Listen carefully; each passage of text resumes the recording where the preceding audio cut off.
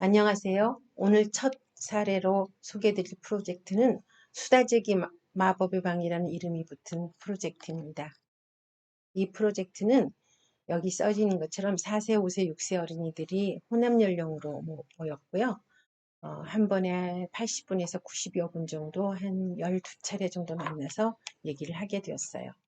아이들이 이제 늘 소그룹으로 모여서 진지하게 얘기를 나누려고 하면 대아틀리에 옆에 있는 작은 어, 방을 이용하긴 하는데 하루는 거기에서 아이들이 진지하게 얘기를 하고 만족스러운 합의를 이뤄낸 다음에 놀라운 얘기를 했는데요.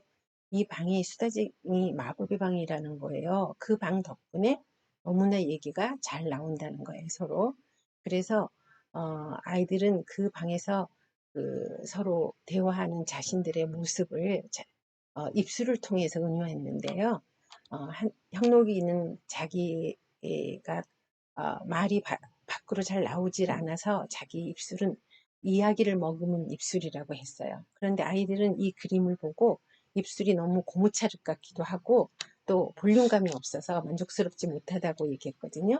그래서 형록이가 이 그림을 아래의 그림처럼 재구성하게 됐는데 좀 더 볼록한 입술로 만들어주고 아직 밖으로 채 나오지 못한 이야기들은 이렇게 형록의 이빨에 여러 가지 형태의 모양으로 매달려 있도록 이렇게 재구성했습니다. 그 다음에 준원이는 너무 자기는 많이 한다고 하면서 자기는 그래서 어지러운 입술을 표현했는데요. 하고 싶은 얘기가 너무 많아서 늘 이렇고 그렇기 때문에 입술 자체가 어지럽다고 했는데요. 아이들은 이 어지러운 입술의 이 그림을 보고 너무 많이 벌어져서 이거는 어지러운 입술이 아니라 마치 소리 지르는 입술 같다고 하면서 또 볼륨감도 부족하다고 비평했어요. 그래서 홍록이는 이렇게 볼륨감 있게 튀어나온 입술에 너무 많은 이야기들을 매달고 있는 이 말들을 이렇게 용수설 절 형태로 감아서 표현했어요. 그 다음에 민경이는 늘 말을 할 때마다 망설여서 우물쭈물하게 된다는 거예요. 그래서 말을 꼼지락꼼지락 지렁이가 기어가는 것처럼 달팽이가 꿈틀거리는 것처럼 입술에 매달려 있다는 것이죠. 그 다음에 늘 큰 소리로 말하는 성현이 같은 경우는 어, 특히 새 소식을 말할 때는 아주 큰 소리로 전해주고 싶어서 그렇게 큰 소리로 말을 하게 된다고 했는데 아이들은 이 성현이의 이 그림을 보고 입술이 너무 입술 같지 않다고 하면서 볼륨감을 좀 더 강조해 줬으면 좋겠다고 했어요. 그래서 성현이는 이 입술을 이렇게 재구성하게 되었어요. 그 다음에 유진이는 친구들이 잘할 때는 늘 자기는 칭찬하고 실수해도 괜찮다고 말해주고 또 힘도 주고 용기를 주는 따뜻한 이야기를 자기는 많이 하는 편이라고 하면서 따뜻한 입술을 표현했는데요. 여기 입술 가장자리에 나오는 여러 가지 따뜻함들을 이렇게 선으로 표현했는데 아이들은 그것이 마치 따가운 털 같아서 조금 더 부드럽고 따뜻한 느낌으로 바꿔줘야 되겠다고 제안을 했고 이렇게 한번 더 부드럽게 바꾼 다음에 또다시 이렇게 아름다운 입술로 바꾸게 되었어요. 성민이는 늘 친구들하고 모여 앉으면 신이 나서 자기도 모르는 사이에 노래를 흥얼거리게 된다고 하면서 노래를 흥얼거리는 입술을 그리게 됐는데 아이들은 그 그림을 보고 휘파람을 부르는 입 같아서 입술을 더 튀어나오게 했으면 좋겠다고 하면서 노래도 신나는 노래소리가 튀어나오도록 바꿔달라고 했어요. 그래서 성현이가 재구성해 낸 그림은 아주 아름다운 아주 귀엽고 작은 입술에서부터 이렇게 멜로디가 튀어나오면서 꽃으로도 나비로도 변하는 이런 입술을 재구성하게 됐어요. 이렇게 그림이 만족스럽게 재구성되고 나니까 이제 아이들은 이거를 어떻게 해서 매체를 바꿔볼까 의논하게 됐는데요. 제협의 경우는 이 입술들을 만들어서 마법의 방에 매달아 줬으면 좋겠다는 거예요. 모빌처럼. 그러니까 이제 애들에게 제일 중요한 관건은 이 재료가 무거우면 안 되겠다는 거죠. 매달 거니까. 그 다음에 여러 가지 섬세한 표현들, 따뜻한 말들, 그 다음에 노래들, 이런 것들이 매달려 있기 때문에 재료가 아주 꼼꼼해야 될 것 같다는 거예요. 그 다음에 또 하나, 화성이는 입술이 쭈글쭈글한 느낌도 나서 쪼글쪼글한 느낌도 살릴 수 있으면 좋겠다고 했고, 수은이는 무엇보다도 입술의 그 볼록한 느낌도 살려주고 싶어 했어요. 그래서 이제 한 아이가 찰흙을 제안했는데 찰흙에는 무늬를 넣으면 무늬가 잘 들어가기 때문에 적합할 것 같대요. 그리고 거기에다 구슬이랑 여러 가지 이런 비들을 같이 꾸미면 잘 표현할 수 있을 것 같긴 하고 또 마르고 난 다음에 찰흙이 가벼워지니까 매달기도 용이할 거라고 생각을 했는데 혜영이는 찰흙 색깔이랑 입술 색깔이랑 너무 서로 안 어울린다는 거예요. 그래서 아이들이 문제에 부딪히게 됐죠. 그래서 이렇게 섬세한 표현이 잘 드러날 수 있고 가벼우면서도 견고해야 되고 입술색인 붉은색 느낌과 닮은 매체가 뭐가 있을까 고민하다 애들이 찾아낸 매체는 주황색 찰흙이었어요. 그래서 거기에 여러 가지 붓을 또 여러 가지 비즈, 그 다음에 공예철사, 금속판들을 이용해서 이걸 바꿔보기로 했어요. 그래서 애들은 이 매체하고 만나져서 이 볼륨감을 표현하기 위해서 애들이 내놓은 전략은 말아 올리기 전략인데요. 이 입술 가장자리를 길게 만든 다음에 가위로 잘라서 이걸 일일이 말아 올리니까 볼륨감은 상당히 만족스럽게 이루어졌죠. 그런데 이 완성된 이 입을 보고 아이들은 귀신입 같고 해골 같다 그러면서 너무 징그러워하면서 만족하지 못했어요. 그래서 내놓은 전략이 이걸 거꾸로 말아 올리기보다는 뒤에서 밀어 눌러보자고 했어요. 그래서 다른 전략이 나와서 이렇게 주황차흙을 밀어서 위로 볼륨감 있게 튀어나오게 한 거죠. 이 입술은 아까 말을 다 하지 못하고 이야기들이 이빨에 매달려 있었던 그 그림을 형성한 건데 이렇게 여러 가지 나사들을 가지고 이렇게 이야기들을 이빨 위에 덧붙여주게 된 거예요.